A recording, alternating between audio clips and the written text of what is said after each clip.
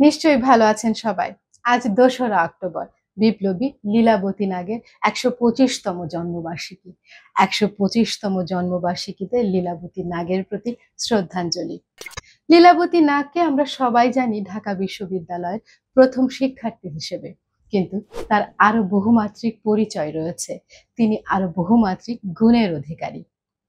তিনি শুধু ঢাকা বিশ্ববিদ্যালয়ে সহশিক্ষা প্রচলনের পথিকৃৎ হিসেবে নয়, তিনি পরিচিত একজন যোদ্ধা, সমাজ সংস্কারক, সাংবাদিক, সম্পাদক, ব্রিটিশ বিরোধী আন্দোলনের সৈনিক, নারীদের স্বাবলম্বী করে গড়ে তোলা সুদক্ষ কারিগর, নারী শিক্ষার প্রচলনকারী এবং অবশ্যই একজন ইতিহাস প্রণেতা। এই বিষয়গুলো আমি জেনেছি আসলে ইতিহাসবিদ মুনতাসির মামুনের বই পড়ে। যখন ঢাকা ভ্রমণ করছিলাম, ঢাকার প্রথম নারী শিক্ষার্থী, ঢাকা বিশ্ববিদ্যালয়ের প্রথম নারী শিক্ষার্থীর পরিচয় পেয়েছি। সেই প্রবন্ধে আসলে লীলা নাগের অনেক গুণাবলীর কথা লেখা ছিল এবং তার প্রতিষ্ঠিত নানা স্থাপনা, নানা প্রতিষ্ঠান, নানা শিক্ষা প্রতিষ্ঠানের কথা লেখা ছিল। তখন আমার মনে হয়েছে যে লীলা নাগের প্রতিষ্ঠিত স্কুলগুলোতে তো তার নাম লেখা নেই বা তার প্রতিষ্ঠিত কোনো স্থাপনাও চোখে পড়েনি। ৬৪ জেলা ভ্রমণ করবার সময়ও আমি দেখেছি যে এই নামটির সাথে শিক্ষার্থীরা, সমাজের সুধীজনেরা সেই রকম পরিচিত নয়। তাহলে তার স্মৃতি বিজড়িত স্থানগুলো কোথায় রয়েছে? আসলে সেই আগ্রহ থেকেই আমার লীলা নাগের স্থানগুলো দেখা শুরু করি। লীলা নাগের প্রতিষ্ঠিত স্কুলগুলো দেখা শুরু করি। তখন মনে হয়েছে যে এই স্মৃতি বিজড়িত স্থানগুলো নিয়ে, এই বিষয়গুলো নিয়ে আমাদের নিজস্ব একটা আর্কাইভ থাকতে পারে, আমাদের দলের একটা তথ্যচিত্র নির্মাণ হতে পারে। সেই তথ্যচিত্র আমরা নির্মাণ করেছি লীলাবতী নাগকে নিয়ে। সেটার শিরোনাম হচ্ছে লীলাবতী নাগ দ্য রেবেল। ২০২৩ সালে Quest a heritage journey of বাংলাদেশের প্রযোজনায় নির্মিত হয়েছে এই তথ্যচিত্রটি। লীলা নাগের তথ্যচিত্রের কাজ করতে গিয়ে আসলে জেনেছি লীলা নাগের স্মৃতি বিজড়িত স্থানগুলো কোথায় রয়েছে, তার শিক্ষা প্রতিষ্ঠানগুলো কোথায় রয়েছে। মূলত পুরনো ঢাকাতে তার ৩টি শিক্ষা প্রতিষ্ঠানের খবর আমরা পেয়েছি, ৩টিতেই আমরা গেছি।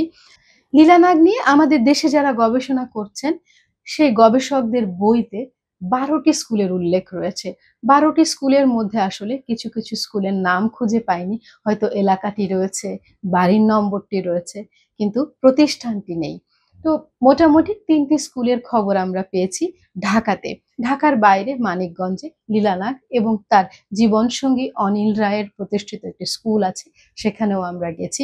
অনিল রায়ের পিতার বাসস্থান সেখানে আছে, তার জন্মস্থান সেখানে, সেখানেও আমরা গেছি। সেখানের বাড়িঘরগুলো আসলে সেই রকম অবস্থায় নেই, বাস্তবতা যা হয়। তো সব মিলিয়ে ঢাকার এই পর্বটা এভাবে শেষ হয়েছে। আর আমরা ঢাকা বিশ্ববিদ্যালয়ে গিয়েছি, ইংরেজি বিভাগে গিয়েছি, সেখানে শিক্ষকদের সাথে আমরা কথা বলেছি। ডাকসু সংগ্রহশালায় তার একটি ছবি আছে, সেই স্থানেও আমরা গেছি। আর ঢাকার কাজটা শেষ হবার পর আমরা মৌলভীবাজারে গেছি। মৌলভীবাজারে তার পিতার বাসস্থান আছে, সেই বাসস্থানেও আমরা গেছি। লীলা নাগ স্মৃতি পরিষদ গঠিত হয়েছে মৌলভীবাজারে, তাদের সাথে আমরা কথা বলেছি। মৌলভীবাজারে তার মার নামে একটি স্কুল আছে, সেই স্কুলেও আমরা গেছি। এভাবে করে বাংলাদেশের পর্বটা আমরা কাজ করেছি। বাংলাদেশের পর্বটা নিয়ে বাংলাদেশে তার যে স্মৃতি বিজড়িত জায়গাগুলো আছে, এর মধ্যে লীলা নাগ নিয়ে যারা গবেষণা করেছেন, মুক্তিযুদ্ধ জাদুঘরের ট্রাস্টি মফিদুল হকের সাথেও আমরা কথা বলেছি। তো তারপরে আসলে সমস্ত বিষয়গুলো বাংলাদেশ কেন্দ্রিক যে জায়গাগুলো ছিল সবই আমরা কাভার করার চেষ্টা করেছি এবং মনে হয় মানে শতভাগ আমরা কাভার করেছি। আর একটি বিষয় আসলে বোঝাটা জরুরি, লীলা নাগের স্মৃতি বিজড়িত স্থানগুলোকে খণ্ডিতভাবে উপস্থাপন করার আসলে কোনো সুযোগ নেই। তিনি এই উপমহাদেশের জন্য কাজ করেছেন, এই উপমহাদেশের নারী জাগরণ নিয়ে কাজ করেছেন। কাজেই আমাদের ওপার বাংলাতেও যেতে হয়েছে তার স্মৃতি বিজড়িত স্থানগুলো দেখবার জন্য। কলকাতায় আমরা গেছি, কলকাতায় আমাদের দলকে নিয়ে আমরা গেছি, সেখানে তার ছেলে বিজয় নাগের সাথে আমরা কথা বলেছি। সেখানে তার স্মৃতি বিজড়িত যে স্থানগুলো রয়েছে, স্কুল রয়েছে, তিনি বেথুন কলেজে পড়েছেন, সেই কলেজেও আমরা গেছি। তার একটি আবক্ষ মূর্তি আছে, কলকাতাতে লীলা নাগ সরণি আছে। এই সমস্ত বিষয়গুলো আমরা আসলে তথ্যচিত্রে সন্নিবেশিত করার করেছি, করার চেষ্টা নয়, সেটা পূর্ণাঙ্গই হয়েছে। চেষ্টা করেছি আমরা শতভাগ লীলা নাগের অবদান যেন সবার সামনে উঠে আসে, এবং বিজয় নাগ আমাদের অনেক সাহায্য করেছেন। তার পুরনো নথিপত্র আমাদেরকে দেখিয়েছেন। ১০০ বছরের পুরনো যে নথিপত্রগুলো আছে সেগুলোও আমরা দেখেছি। লীলা নাগ যখন জেলে বসে লেখালেখি করতেন সেই খাতাটাও আমরা দেখেছি। আর আরেকটা কথা, দীপালি সংঘ। দীপালি সংঘ এই উপমহাদেশের প্রথম নারী সংঘ। বিপ্লবী প্রীতিলতা কিন্তু লীলা নাগের ছাত্রী ছিলেন। লীলা নাগের আন্ডারেই তিনি তার বিপ্লবী কর্মকাণ্ডের প্রশিক্ষণ নিয়েছিলেন। এই কথাগুলো গবেষকদের বইতেই রয়েছে, গবেষকদের বই থেকেই আমরা জেনেছি। আসলে পুরো তথ্যচিত্রের বিষয়গুলো তো আসলে তুলে ধরা সম্ভব না কথার মাঝখানে, সেই জন্য তথ্যচিত্রটা দেখতে হবে। তথ্যচিত্র আসলে ১ ঘন্টা ৬ মিনিটের। ২০২৩ সালে এর প্রথম প্রদর্শনী অনুষ্ঠিত হয় মুক্তিযুদ্ধ জাদুঘরের অডিটোরিয়ামে। সবাই সেই সময় উপস্থিত হয়েছেন, লীলা নাগ সম্পর্কে জেনেছেন, তারা প্রশংসাও করেছেন। এ যাবৎকালে লীলা নাগের তথ্যচিত্রটি নিয়ে ঢাকা এবং মৌলভীবাজার মিলিয়ে, বা ঢাকার আশেপাশে মিলিয়ে, ঢাকা বিশ্ববিদ্যালয়, জাহাঙ্গীরনগর বিশ্ববিদ্যালয়, মৌলভীবাজার এবং ঢাকায় আমরা মোট ৫টি প্রদর্শনী করেছি। লীলা নাগের তথ্যচিত্রটি কোথায় দেখা যাবে এই বিষয়ে অনেক আগ্রহী দর্শক জানতে চেয়েছিলেন।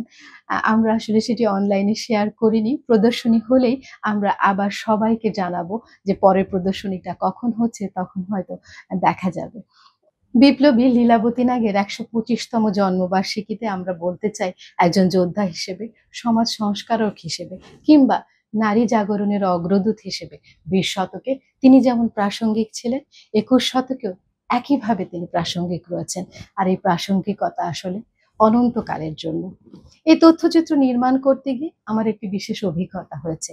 সেটি হলো, ২ বাংলাতেই লীলা নাগ একটি প্রান্তিক অবস্থানে রয়েছেন। ২ বাংলার নতুন প্রজন্মের কাছে তিনি অতটা সমাদৃত নন। আমরা তথ্যচিত্র নির্মাণের মাধ্যমে লীলা নাগের অবদান নতুন প্রজন্মের সামনে তুলে ধরার চেষ্টা করেছি।